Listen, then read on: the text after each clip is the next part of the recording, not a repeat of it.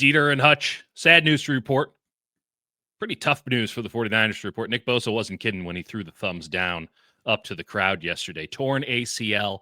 NFL insiders all got the text from the agent. They don't know what knee it was. They can't agree on what knee it was, Yep. but by all accounts, it's his left knee, right knee. Which knee is it, Jake? You tell me. It's based on Schefter. It's whichever knee he didn't tear in 2020, and yeah, it's something where after last night, you go, okay, well, if Bosa comes back, the ceiling for this team is they could be pretty frisky in the playoffs. We don't know Unquestionably, yeah. we don't know what they could be given all the injuries they have and how they're going to round into shape, but you could see, and I sort of wrote in my column that the rose tinted view is like, all right, if he's back and this team is humming in the second half with an easy schedule. Mhm.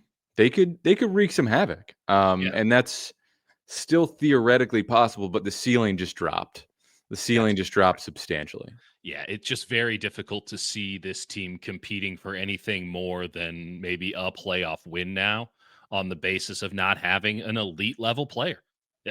It's one thing if Brandon Ayuk's out, that's a tough pill to swallow. Like Brandon Ayuk's not an all pro. Like, Well, he was. but like, yeah, okay, fair enough. He was an all pro that one time, and he's a hell of a football player, but like he's not on that pantheon with a guy Right. like No, he's not on Bosa's level. he's not some guy who's going to compete for offensive player of the year, whereas Bosa competes for, and has won defensive player of the year.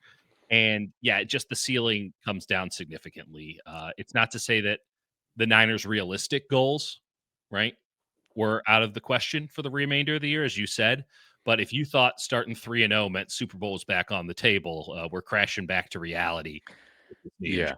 I think it's setting up a scenario like I wrote in my column that like John Lynch and Kyle Shanahan, they're shooting for the Rams model, going 5-12 and coming back with like a 10-7 season. Mhm. And then, they were always going to say at the end of the year that, oh, this was always going to be a transition year. But Right. now that really sets up for this, where things are going to get weird and squirrely, and they're going to have some rough games against the Rams, and they're going to have some tough games against teams that like didn't play well last year and are Mm. tough, like the Colts. A lot of frisky, weird teams, and without Bosa as your linchpin, which again, you just look at the cap space and how they allot it. Mm. They're betting on him to hold the whole thing together, and he's gone. So now you get in Yeah. a situation where they can maybe do some harm in the playoffs, but it's going to be a weird second half, and it's going to be hard to hold it together. Where a lot is on Michael Williams now.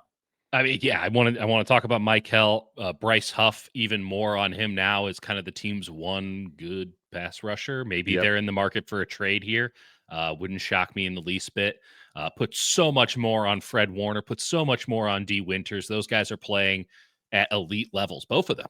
I use them in the same sentence without an ounce of hesitation, given the way that they're playing. Yep. And it's just going to be even trickier now because you don't have that defensive linchpin on the front who gives everybody else the opportunity to do what it is they do. He's Yeah. always going to command the attention from the offensive line. Offensive coordinators are going to spend all week worrying about Nick Bosa, and they don't have to do that now.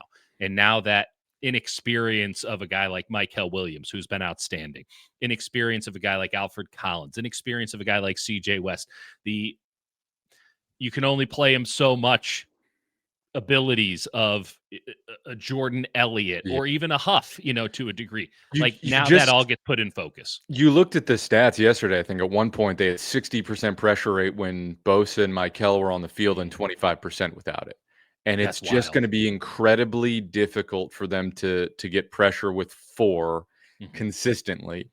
And as much as Bryce Huff has been decent in the run game so far, the liability with him is in his career has been that he is a pass rush only sort of guy where, Mm. okay, if you want to have like a good 4-man pass rush, he needs to be out there, but you can't make him an every down guy. And then Yetur Gross-Matos is like sort of a Who knows good what he is? tweener option, but just has had a knee injury and doesn't practice, until like the end of the week or at all. Yeah. And so you get into a situation where everything revolves around him being dominant, and he's been outstanding so far this season. Unreal. The only optimistic part of it is that it happened this early, that he should be ready to go early for next year. Yeah, you'd bet on Nick Bosa to be ready at the absolute earliest point of human capabilities, given his just everything about Nick. I mean, we know Nick Bosa by now. This is not a guy who lacks Yep. work ethic, to say the least.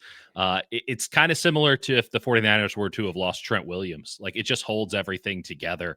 And the entire systems in place are predicated on not just Nick Bosa as a pass rusher, right? That's where you really make the money. That's where you get the fame and the fortune, but also as a run stopper. I mean, he is an elite level all around defensive end. And to be able to put that guy at the wide 9, which is typically, reserved for a Huff who's just a straight speed Yep. rusher, for him to be able to be an elite level run defender, basically covering up the tight end who's split out wide, like, is unbelievable. So I really shudder to think what the Niners defense looks like moving forward. They get the Jaguars this upcoming week, then they get a short week and the Rams on Thursday Night Football. And man, you nailed it with it's really hard to get home with 4. This is already a team that was experimenting with more blitzes and more, Yep. creative ways of getting to the quarterback. And it just is now more and more required. And that puts more and more stress on a secondary that, if we're being honest, has been a little wonky. Lenore has been really good, but, Yeah. Renardo Green has not had a good start to the season, despite He's you and he's I's had a better start protests. than I think most actually think, but he's had some really, really ugly moments that sort of Yeah, whatever good it's sort of ruined the positive side of it. A lot's just gonna be on Robert Saleh totally. figuring out and to Saleh's credit, he has been mixing up the pressure packages and doing stuff where the ends peel out. It's just tough though. It's Totally. clearly you're like it's not even close. Like Bosa's been a top 3 defensive end so far this season. And it's And just when you lose a guy like that, it's you can get into tactics and make stuff weird but you cannot replace that player. And you mentioned it with the money. I mean, this is a stars and scrubs roster, and it's nice that they have some level of insulation now because they've had back-to-back pretty good drafts. I'm not ready to declare the 2025 a huge hit. I'm not ready to write off everybody who's looked like a bust in 24, but they've drafted well. They've drafted kind of at a 50% hit rate, and we'll see with the 25 guys. Like, that is enough to create a middle class, but the bottom is still there. And this is a team that still keeps picking up injuries left and right because, as Fred Warner likes to say, the injury rate in the NFL is 100%. Like, Yeah. you don't get out of this thing alive. I guess the good news for the Niners, if you're trying to spin this thing forward and think about how things can improve, I mentioned how much stress is going to be on the secondary now. Well, Malik Mustafa's imminent. I don't, imminent's probably too strong a Yeah, term, but he's yeah, around he the can corner. return after week 4. He's So around the there's corner. been no update, but it's coming. So that creates one of the more interesting and possibly exceptional safety tandems in the NFL with, of course, Yeah. Jair Brown. No, I'm kidding. With Marquise Siegel, the rookie, who has been superb. Though I think he started with his strongest game and it's kind of tailed since, but Yeah, and he's still got a lot staying on his good. shoulders and Yeah. and stuff to sort out. Safety's such a tricky position. But yeah, Um, but now you can use those guys interchangeably because they can both come into the box and provide some thump. They can both cover as a single high back. Like, you have some more options there, and your offense should be getting better because Brock Purdy should be back this week. You should get Demarcus Robinson into the fold yep. this week, and then Brandon Ayuk maybe around the same time as Mustafa, maybe a little bit after. Like, if And Christian McCaffrey hey, can survive for a couple more weeks, you got something going in the passing game, I'd imagine. they will have something going. And their wide receiver room is going to go from very thin to very deep extremely quickly. I think I've said it semi-jokingly before, but and part of it's the reason that, like, you can't put Nick Martin on the field because you're dictating that if he's just gonna blitz, that Mhm. doesn't really work, but I Yeah, do wonder if you can say, "Alright, we lost Bosa. Martin, if we just make him like an edge rusher," they're basically standing up Luke Gifford against yeah, as a 9 fourth or technique, as a yeah, 5-man front. right. I don't know. Maybe they try that with Good Nick thought. Martin as his one skill set, just to try it out and get weird. I feel like the Jaguars would be a good team to try Yeah, that out against if that's a you're real ever gonna do it. no, that's a really good thought. I mean, there is a special teams component to that, but we'll ignore that, much like Kyle Shanahan ignored special teams for the first 8 Yeah. years of his Well, that's why NFL. he's been inactivated every But, game.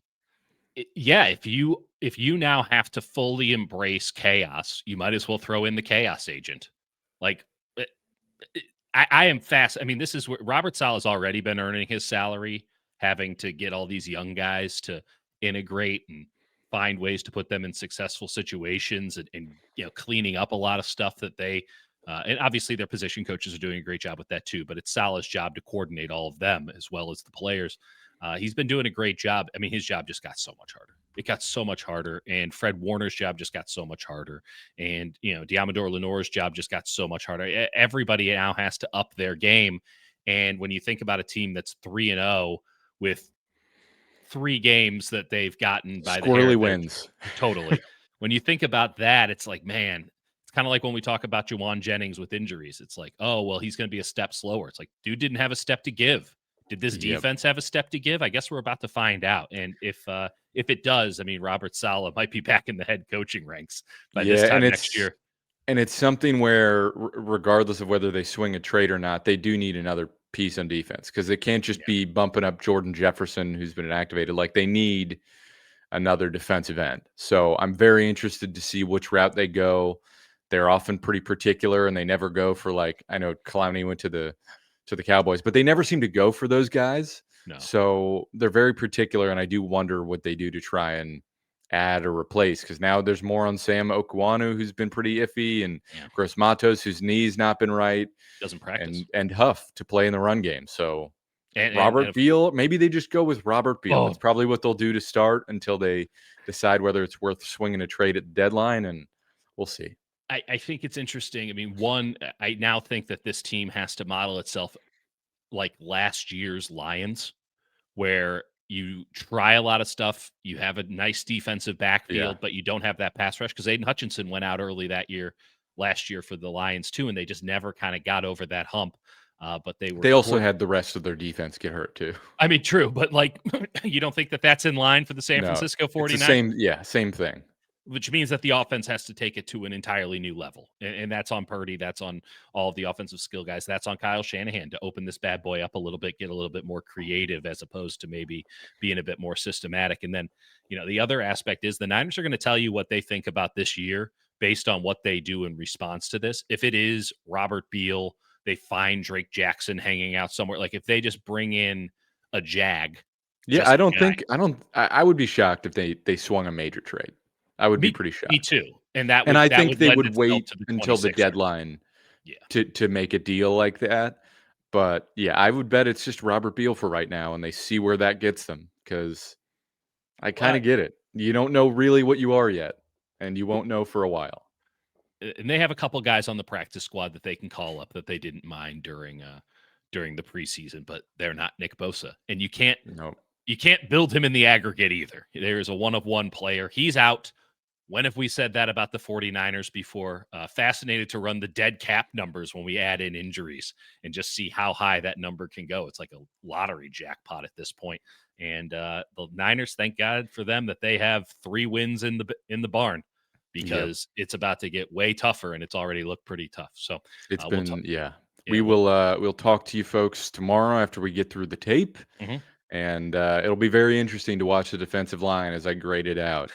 Yeah, Without Nick Bosa on the field, that should be very informative, and we'll see, and that we'll all find out as the 49ers do. yeah, and I think absolutely. And looking forward to talking to y'all on Tuesday and Thursday. 49ers and Jaguars. We flip it forward starting Tuesday here on the Dieter and Hutch Show.